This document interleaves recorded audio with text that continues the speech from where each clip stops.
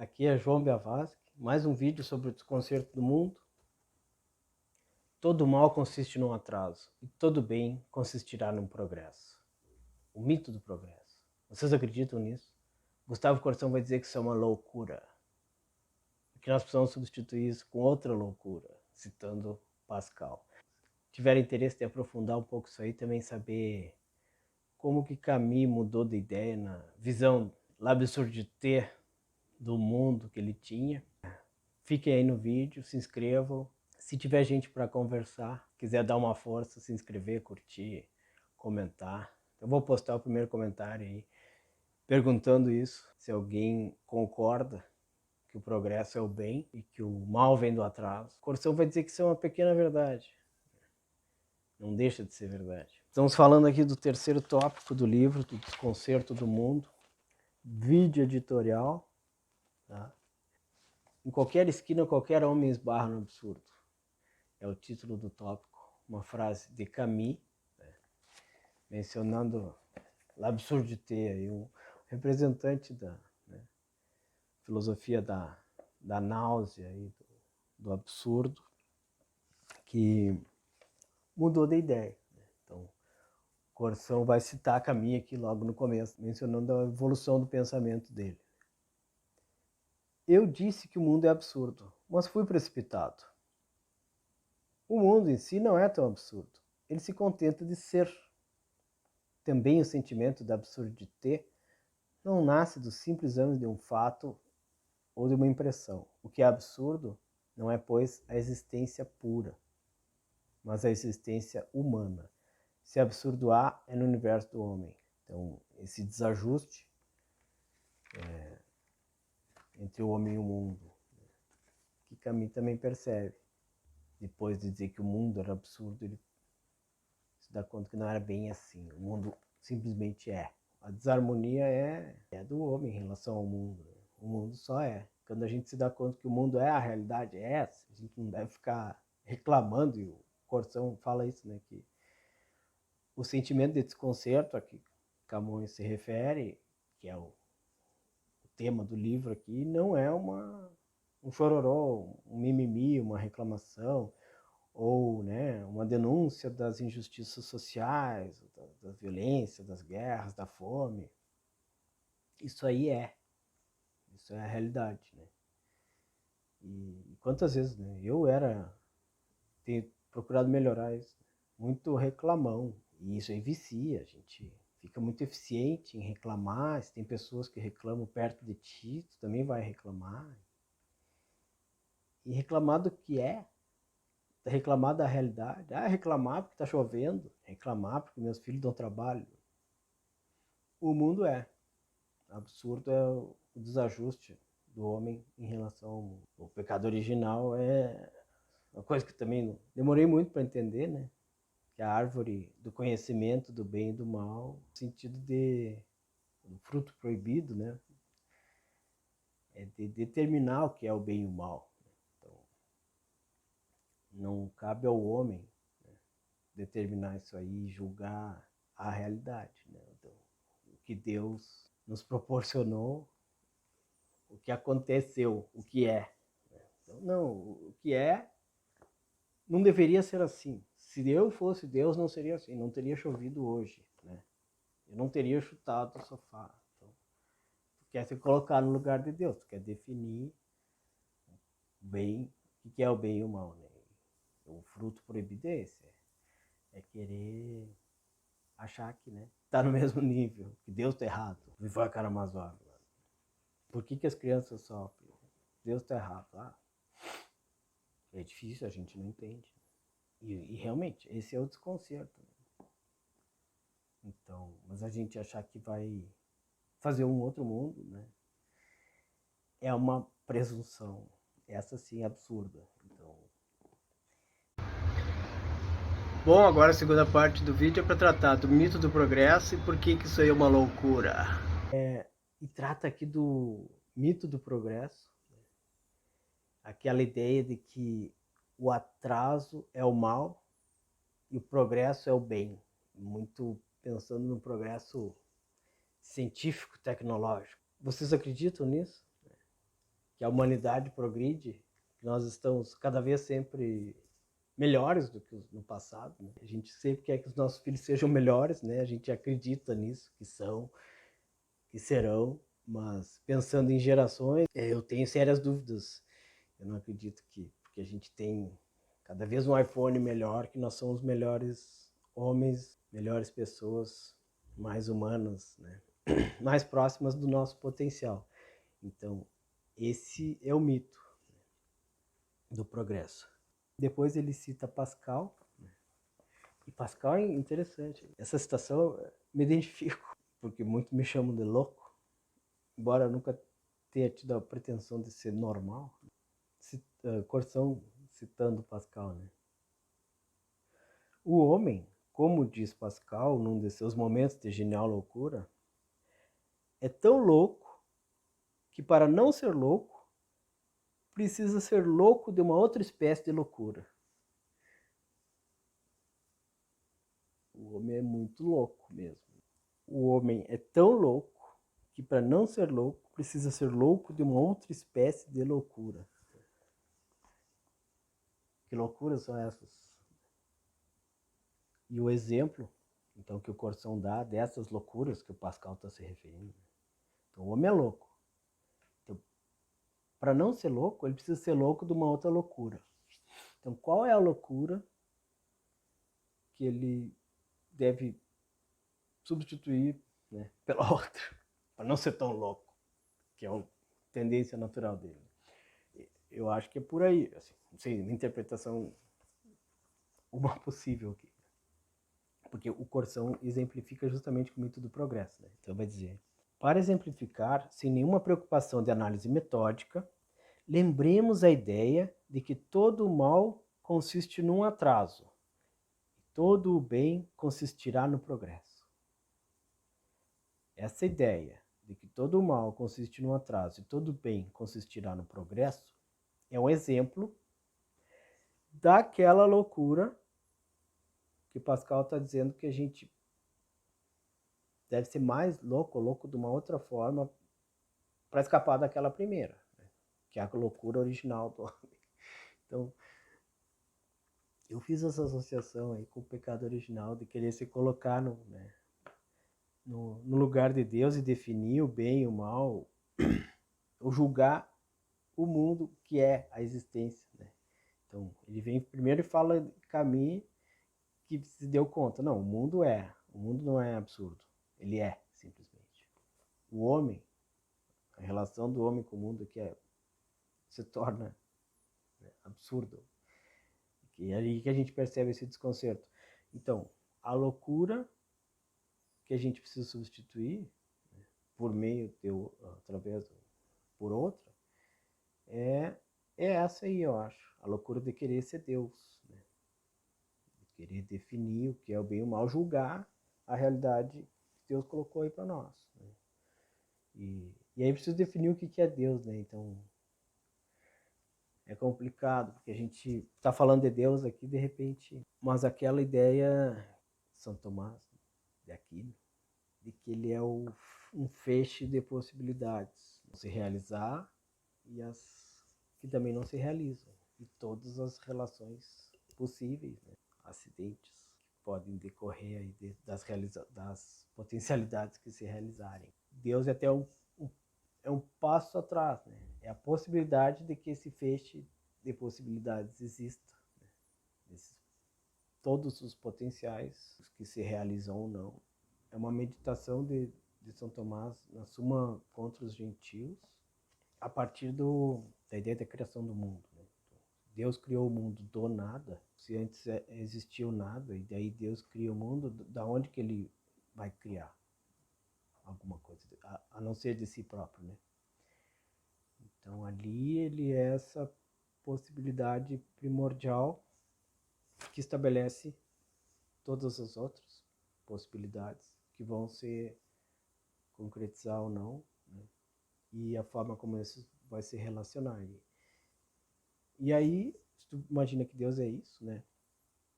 Faz muito sentido rezar e pedir alguma coisa para Deus. Porque assim, reza para que uma possibilidade se concretize e outra não, né?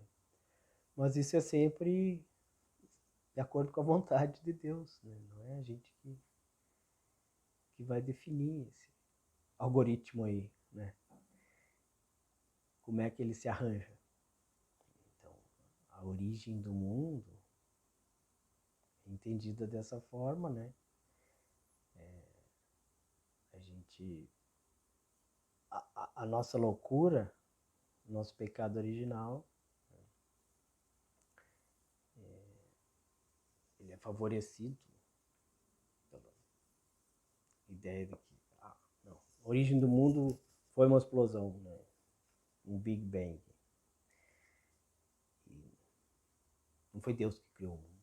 Como é que concilia isso, né? Deus criou o homem, evoluiu do macaco, né?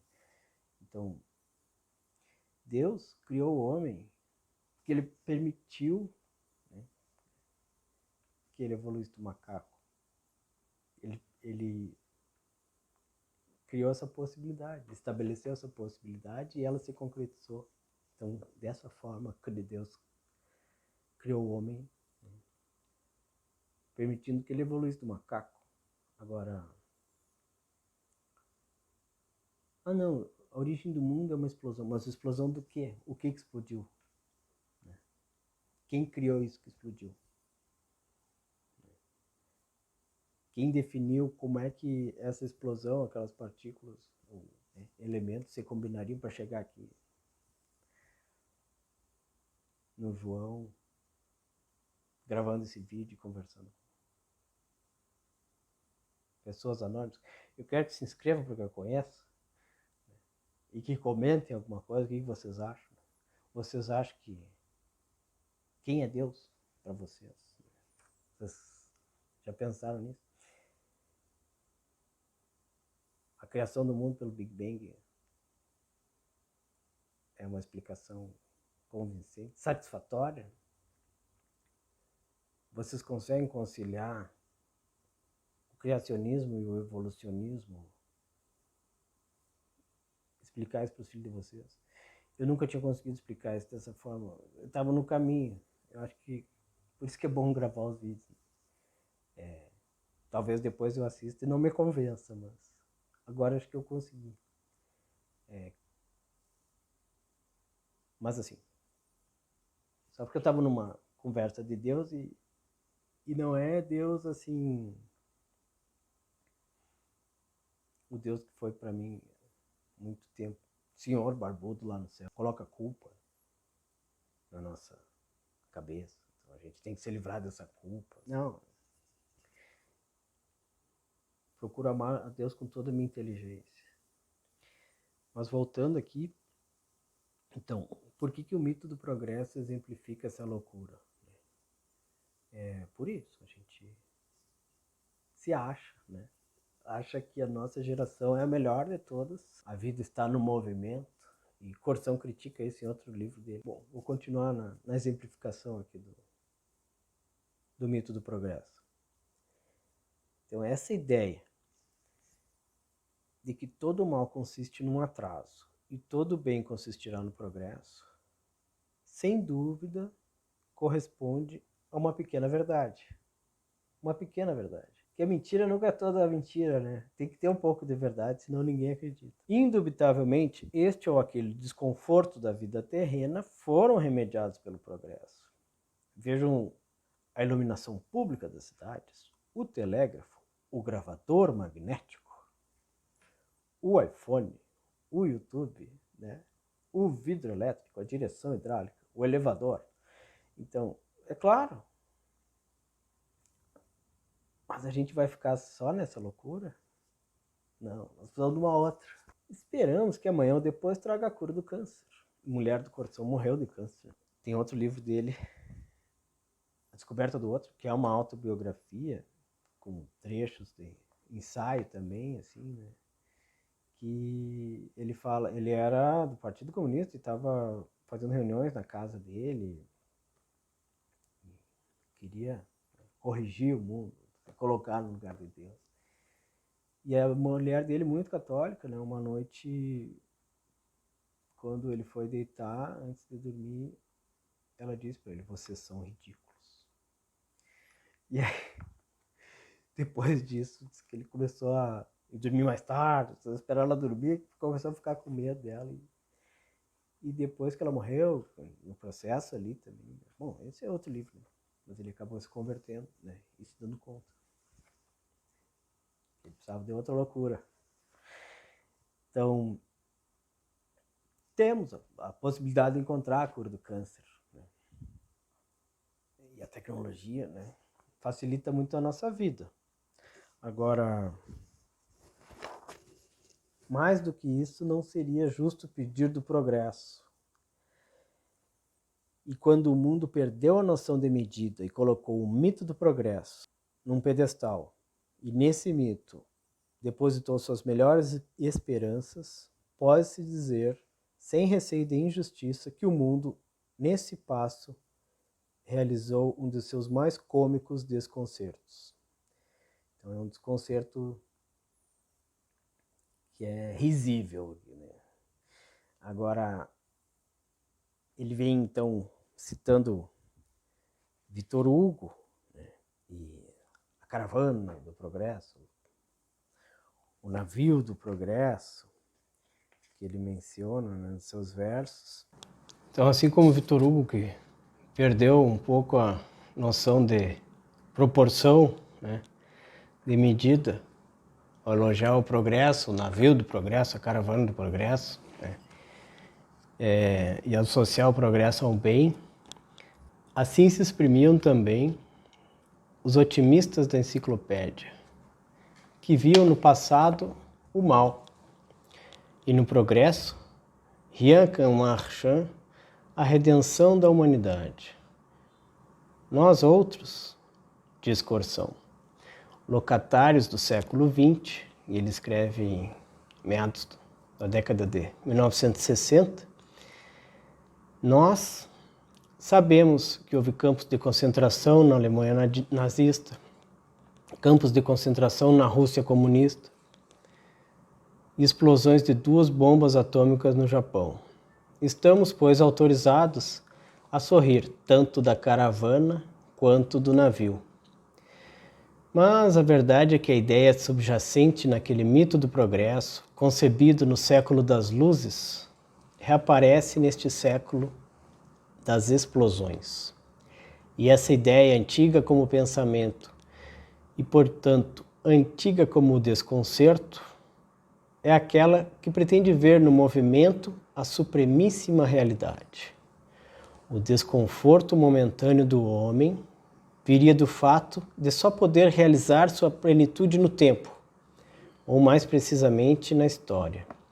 Outros ainda, em quadrantes adjacentes àquele do progresso e do historicismo, explicaram o mal do mundo em termos de economia política, e aí ele faz alusão à teoria marxista de novo. Ele está num contexto aqui de Guerra Fria, né? O mito do progresso reaparece neste século de explosões. Então, não foi a Segunda Guerra Mundial, né? Tem os gulags que ensinaram.